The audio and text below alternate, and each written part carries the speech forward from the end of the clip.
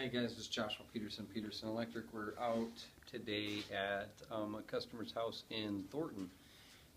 She pulled the permit as a homeowner's permit on this, and basically this is turning into a kitchen outside.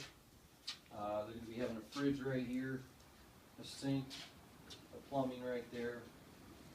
This is just a cabinet door, a huge gas propane range, and then this will be their nice little egg smoker shell. It's like a smoker basically. Yeah, so we had to follow code, which is I think 250.52c, which says that you got to have your GFIs and actually your 220 amp kitchen circuits and your receptacles spaced accordingly. And everything outside has to be GFCI'd, even if it's a WR receptacle. Has to be weatherproofed and GFCI'd and tamper-proof as well. So basically, in a nutshell, one thing that we had to make sure that we did correctly is they're going to be putting up some hardy board on all of this, and then they're going to be putting up some stone on the outside. So we had to make sure we extended our rings.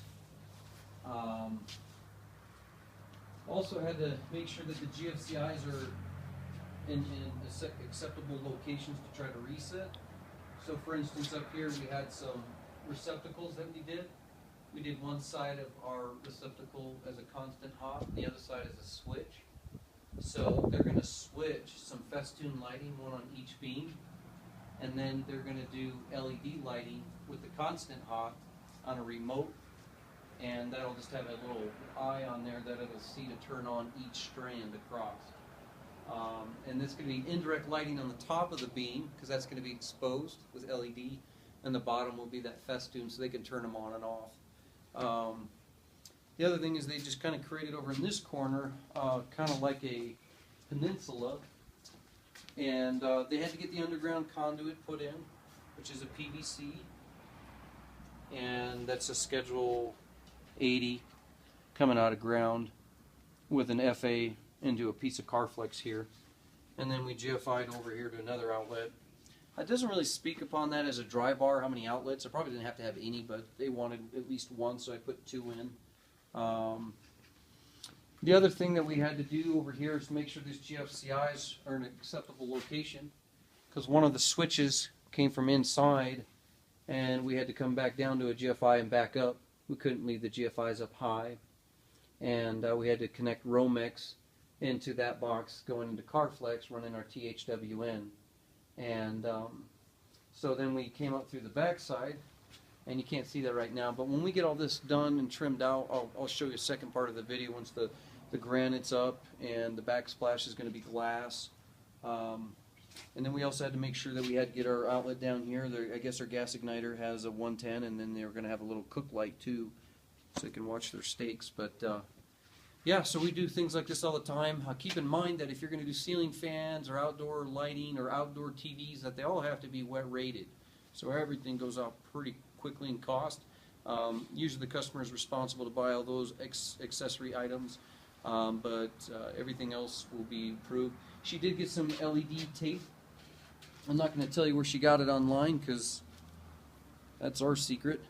But the LED tape she got, it actually has a 3M tape on it, and so it has a extra.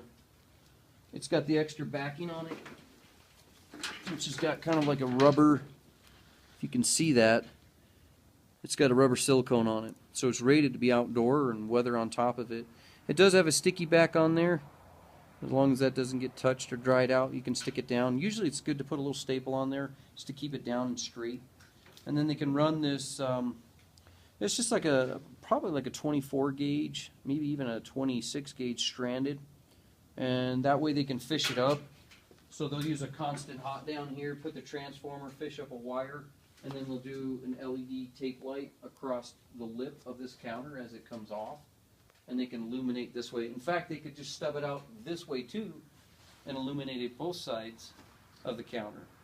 And that'll look really nice once, you know, they'll get their gas rocks going, and all the LED light will be indirect in here. So anyways, guys, yeah, so we do kitchen stuff like this all the time. We do suggest to do it with the permit. especially when you're erecting something of this nature, of this like, massive amount of timber that they put up. Don't want an inspector driving by and going, oh, I wonder what's going on there. Make sure you get your permits pulled and things like that. Anyways, thanks for joining us, guys.